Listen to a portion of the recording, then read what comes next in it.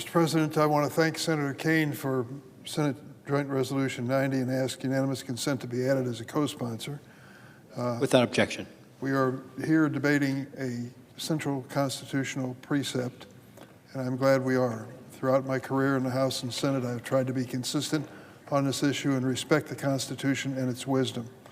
I'm going to say 6 words I very rarely, if ever, have said in my entire career in Congress. I agree with Senator Rand Paul.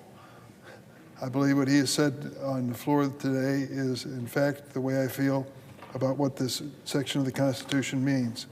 In one of the previous debates with the War Powers Resolution, War Powers Act being debated on the floor, Senator Kaine reminded us of that historic moment when the Founding Fathers decided to write this Constitution, which we've all sworn to uphold and defend.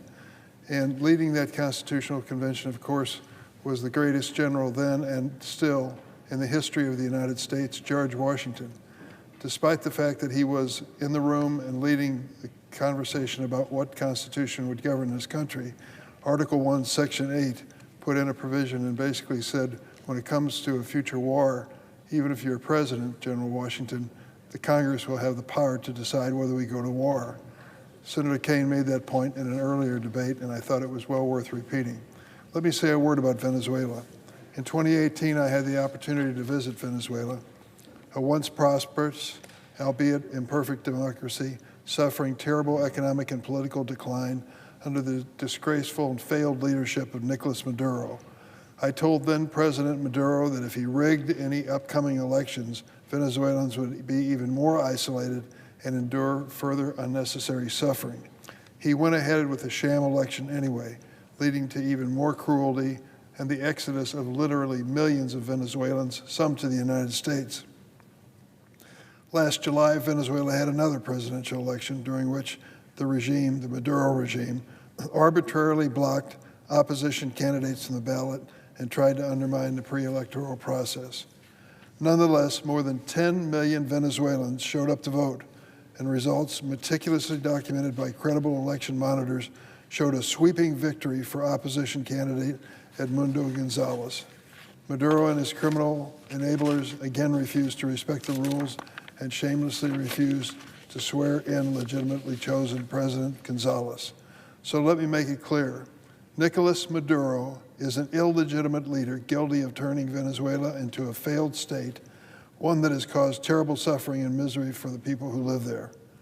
This is not the question at hand. As I have long said, it is long overdue that the result of last year's elections be respected in Venezuela. But let me be clear on a position I've also held for a long time, regardless of who's been in the White House. Only Congress under the Constitution has the power to declare war. Article 1, Section 8 is clear on this issue, and for good reason. Only the people's elected representatives should have the awesome power to send our sons and daughters into armed conflict.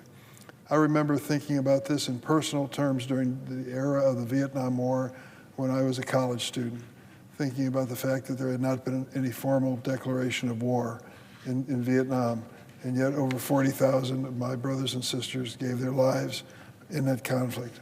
Our founding fathers were wise in this regard and well aware of human history, in which kings and unelected leaders sent their people into war for personal gain without any public consent. Congress overwhelmingly reaffirmed this key constitutional provision when it passed the War Powers Act in 1973 over the veto of then-President Richard Nixon. Under the law, the President has the authority to approve military attacks as a response to an imminent threat or with the expressed authorization of Congress. I do not believe these conditions have been met in this situation. We in Congress have already ceded too much of our constitutional authority on appropriations and other key items to the President. This body must not do so regarding matters of war. Mr. President, I think about the idea of a war breaking out between the United States and Venezuela. Certainly picking up boats, unarmed boats in the ocean is an easy task for our great military.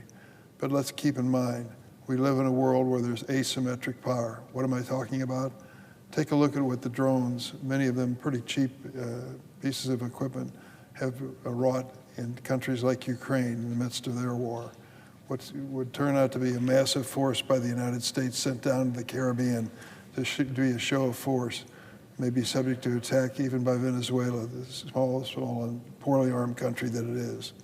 So I would say that if we're thinking clearly about this, we would think long and hard before we engaged in any conflict with Venezuela. That's what Article 1, Section 8 is about. The American people, before being asked to give any sons and daughters and risk their lives in a war, have to have a voice in the process, and they do that through members of Congress and through our Constitution. That is what Senator Kaine of Virginia reminds us of today. That's why I'll support Senate Joint Resolution 90, and I yield the floor.